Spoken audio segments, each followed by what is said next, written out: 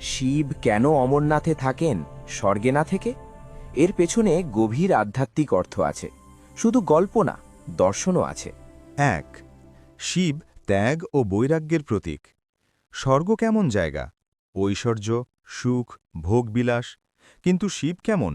যোগী, ছাই মাখা, সাপ গলায়, হিমালয়ের বরফের গুহায় ধ্যান। তিনি দেখাতে চান সত্যিকারের শক্তি বিলাসে না, সংযমে।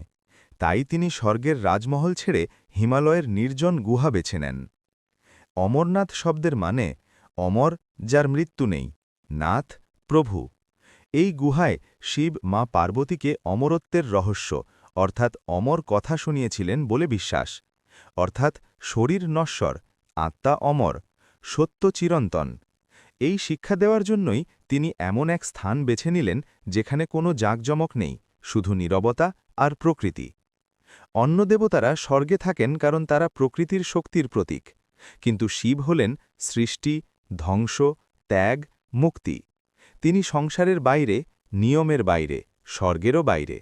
তাই তার আসন রাজপ্রাসাদ না, শ্মশান আর পাহাড়। এখানে আধ্যাত্মিক বার্তাও রয়েছে। সত্য খুঁজতে হলে ভিড় নয়, নীরবতা দরকার। ভোগ নয়, যোগ দরকার। বাইরের স্বর্গ নয়, ভেতরের মুক্তিই আসল। তাহলে এক লাইনের শক্ত লাইন কি হবে? স্বর্গে